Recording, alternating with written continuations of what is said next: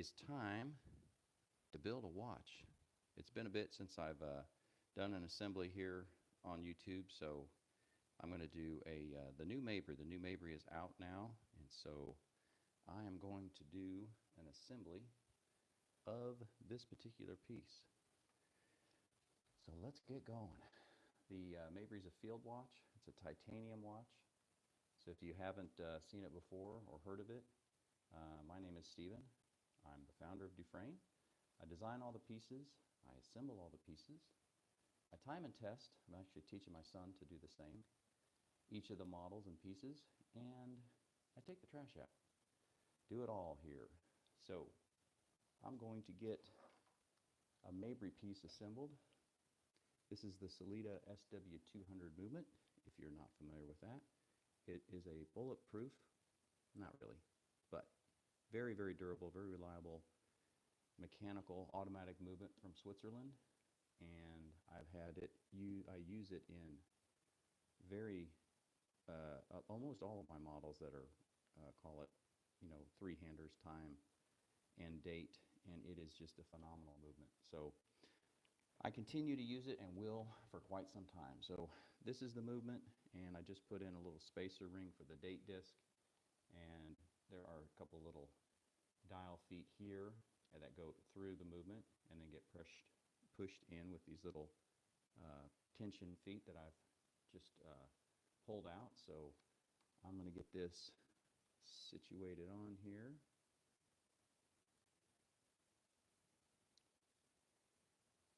And I'm kind of looking at it at an angle, so bear with me while I get it lined up properly. All right, that's in. That's in. There we go. Okay. So like I said, we then push these little tension feet in and secure the dial to the movement. I'm putting most of the pressure on the back of the dial as to not put it on. I'm just kind of holding the rotor to keep it out of the way, but don't want to put too much pressure on that rotor. If you get it off centered, you can tweak it a bit, so we don't want to do that. All right, so next we're going to set the hands. So this little movement holder allows me to keep everything nice and flush and flat. I'll grab the hour hand first. And we just set it in place and then make some adjustments to get it lined up onto that hour wheel. And then I use a hand setting tool. There's three little plungers here. If you've seen these videos before, this would be redundant a little bit, but in any event, I use this for the seconds hand, this is the hour hand, and this is the minute hand. So I'm going to get this set, make sure it's nice and flat, and then I'll get it seated. There we go. The hand presses down, and then this is perfectly flat, so we want to make sure that hand is perfectly flat as well, and that's properly aligned. Make sure that's in sight there. And we'll grab the minute hand. Very carefully, same thing, just kind of get it positioned onto the minute wheel.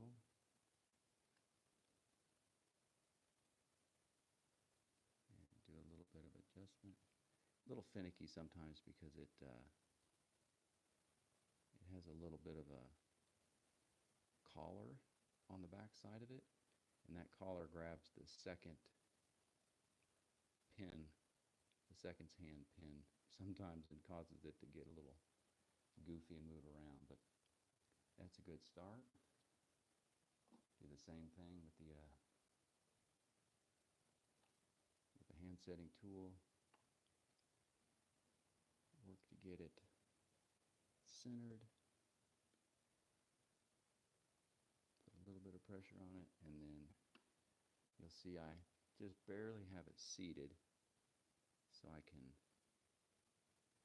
very carefully move it into place and align it, so that way both are pointing in the right direction.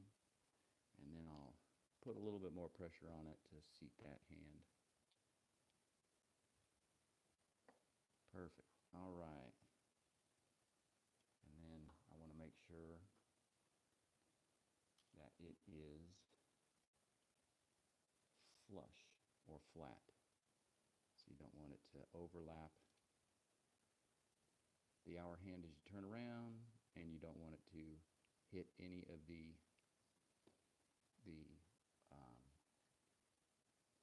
indices. And this one's getting real close, so I'm going to do a little bit of fine tuning.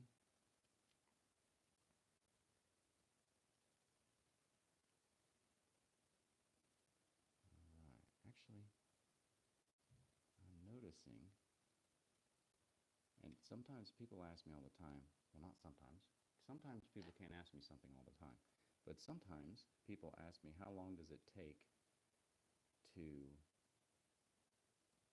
assemble? And the answer is, it depends and it varies, and this is why. So you probably can't see that in the camera, but this dial is not perfectly flush with the movement. So the spacer that I put on, I didn't get it exactly aligned. So this is a lesson in terms of explaining what I mean when folks ask, how long does it take you to assemble a piece? And I say, well, it could be 30 minutes, it could be 2 hours.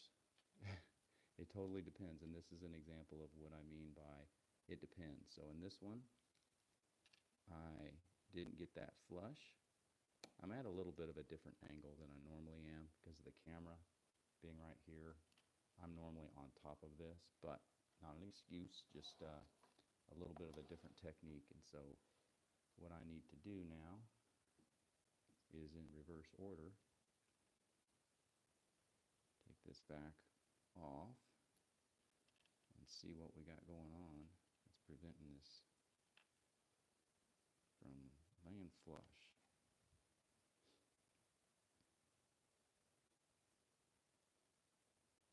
Alright, so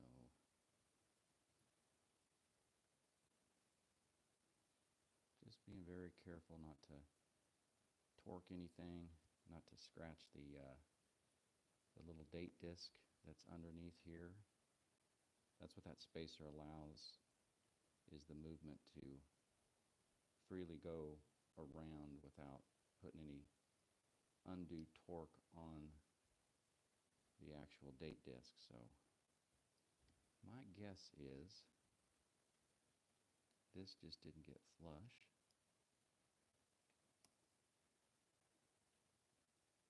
So let's try that again.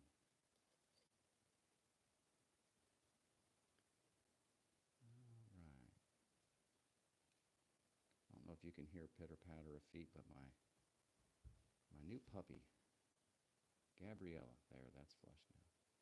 Gabriella just came into the shop, wanted to see who I'm talking to, which is nobody. Maybe nobody on a Sunday morning, especially. All right, so sorry, a little off camera, to get that back into its place and get these back into position.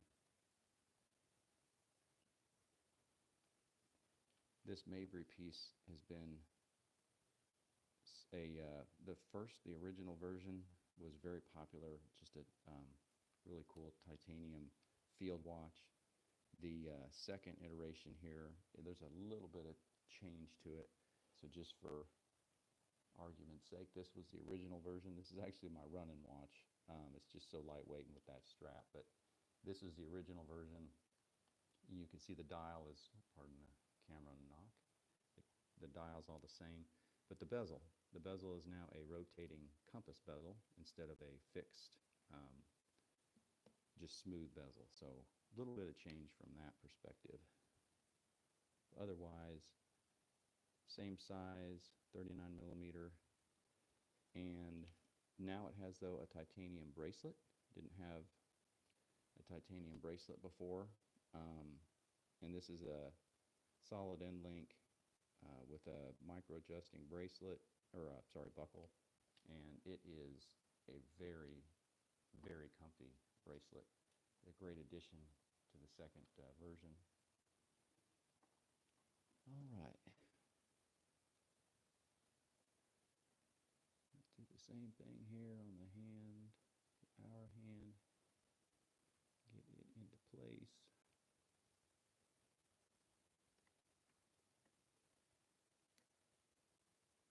Yep. Looks like she's nice and straight.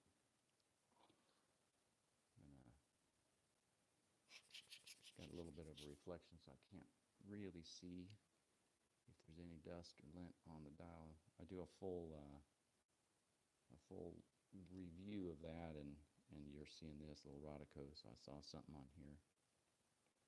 Use this Rodico to pick up any little tiny pieces. Okay, now let's get this minute hand back. And you can see when I remove this, for the error I made, there's a couple of different ways you can remove hands, but that particular thing y'all saw was a very clever little pincher tool. But you can use there's a couple of different tools that you can use to do that, as long as you are very careful and use some sort of plastic to protect the hands. They're pretty easy to unseat from that being pressed down, just like with the hand setting tool. Okay, that looks pretty good. And again, rotate around. There we go. It's nice and flush and flat. And this time it's not. What was happening is that it was very slightly lower here and very slightly higher here. So that meant that this dial was not flush against the movement. So that's all corrected, and you can see that I'm moving this around before I've got the second hand put on, which is irrelevant because this movement is a hacking movement, which simply means you can, when you pull it out to set the time, it stops the actual seconds hand from moving, and so that you can put the second hand on, wherever you want. It doesn't have to be like what I did with the hour and minute straight up at 12 o'clock, so that the date wheel flips right at that 12 o'clock. So this is a manual hand setting tool, and I use this end, just the end, just to set the second hand on there, and then I get it nice and firmly seated and flush with the actual tool. All right, and then a final check to make sure everything is nice and flush and operating. Okay, I'll bring the pad back in. So now I pushed this. It was out in the second or the third position to do the time change. The first position is, of course, manual wind, and then the second position, the second little click, you'll see the rapid date change. So we push it all the way in. There's a special little depression point here to release the stem, which is what I just did, because now I need to cut this stem to length for the case. And I'll move this to the side because there's another tool. Hand setting tool. So you can see the different marks on here from the different models that I assemble. I should say Gavin and I assemble. Gavin is my son, who's recently come on to the business and is learning his way around watches and doing some assembly, which has been awesome. And any of y'all with kids can probably appreciate how much fun it is to have some commonality and do some work together. All right, just going to show you how this clever contraption works. It is ingenious. You just get it to the right measurement you want. And just a little, there we go. All right, so it's cut to length. There's the excess drawer that I collect them all.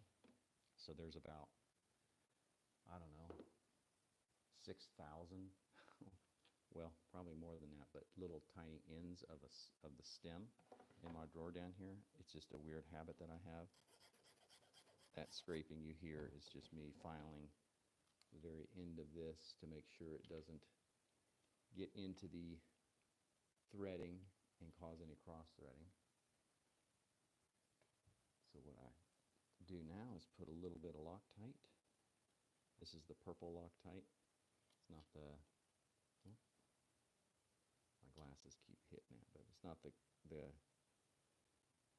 not the red that keeps it rather permanently. This is just the purple. Keeps it in place. You could always remove the crown if it's, I don't know, something happened to the stem or whatever. Or something happened to the crown, you need to replace the crown. So got some heat tape on here just to keep the stem from any kind of marring, because you don't want those teeth to be in any way affected. Okay, so next step is I put a little bit of grease, just a tiny bit right on this flat area, and that is set to the side. We take the protective cover off of this. Like I said, the rotating compass bezel. This is really cool. When I was designing this, I wanted to do a couple of things on the new one. And I love a rotating bezel. I use it all the time to time things like pasta and pizza or just cooking anything, rice or what have you. And but I didn't want to do a diving bezel because this is a field watch. So in the spirit of adventure and outdoorsmanship and so forth, I wanted to do something a little bit different. And so I chose a compass bezel, and then I did some research on how this actually works, and it's clever. So on the website, on the product page for the Mabry MkII is actually some pictures and a description of how you actually use the compass bezel. It's pretty clever. I'm off camera right now just because I'm looking at, and I have to do this at an angle, looking at the dial to remove any and all little potential pieces of lint or anything. You wouldn't believe when it's humid here in Austin, there's never an issue really with static.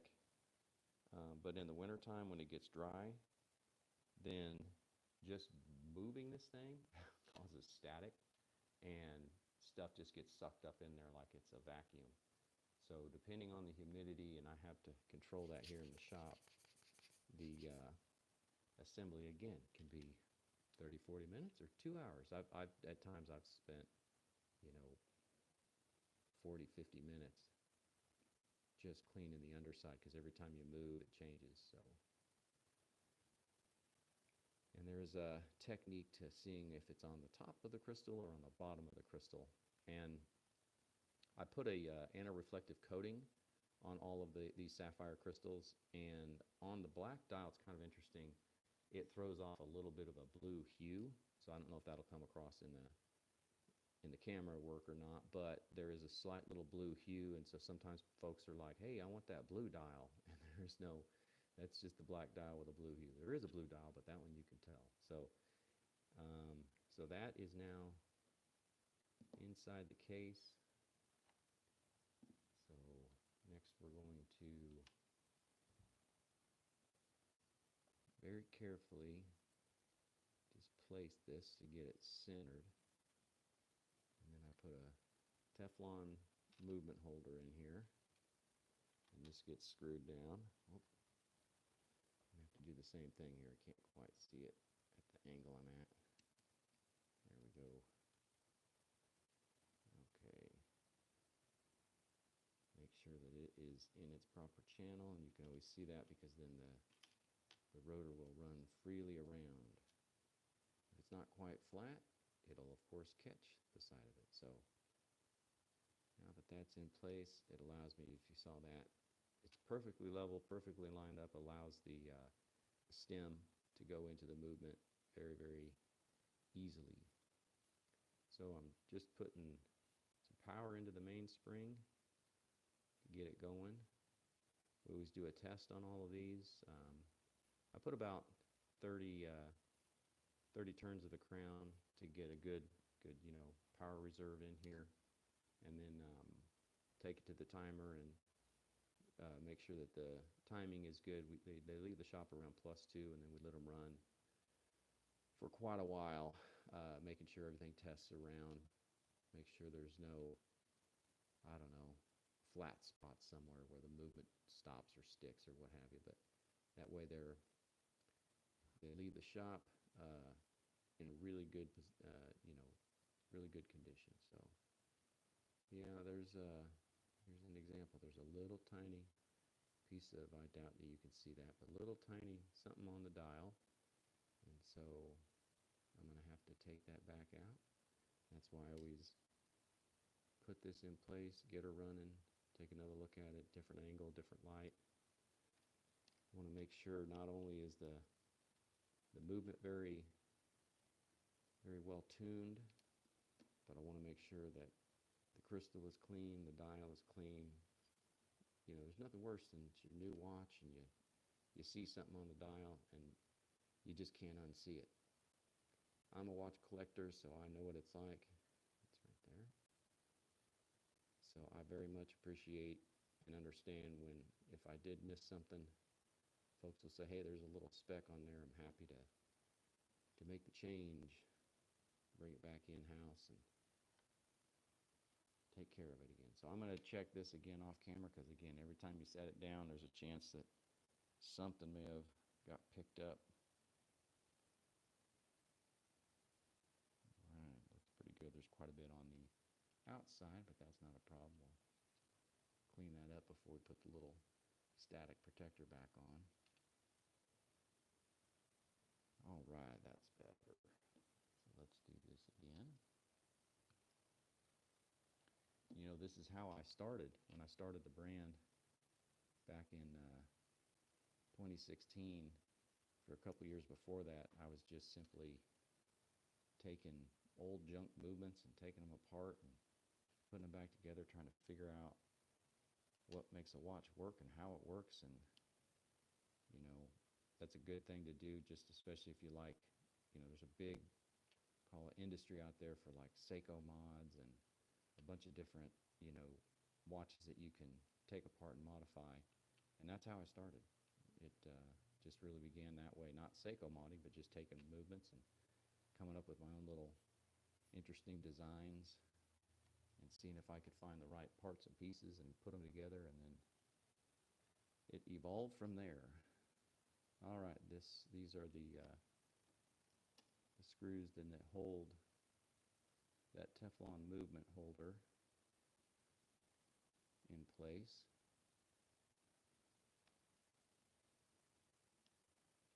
So that way it's basically, you don't get any jiggle when you're changing the time or winding the watch or anything like that.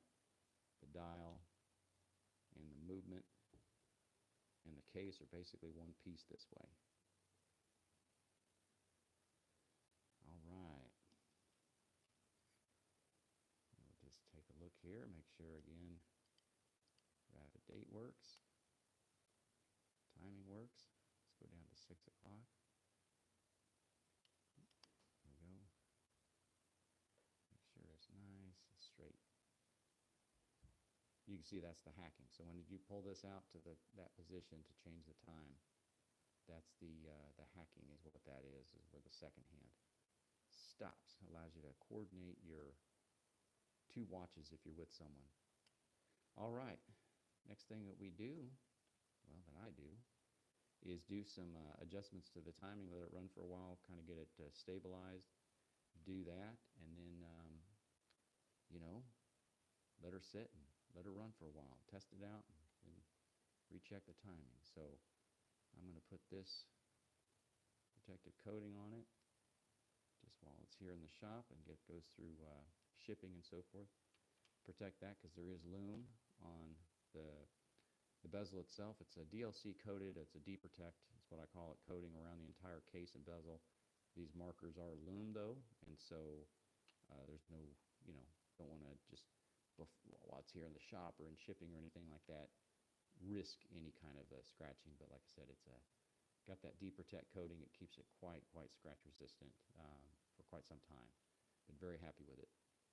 That's one of the things I increased in this new version over the old version is the D-Protect coating is almost twice as strong. So very powerful, very good to keep your watch in the new looking order. So I'm going to stop it here, and you know, hope anybody that's watched this has enjoyed it. And if you have any questions, please, you know, comment below and like and subscribe, all that kind of stuff.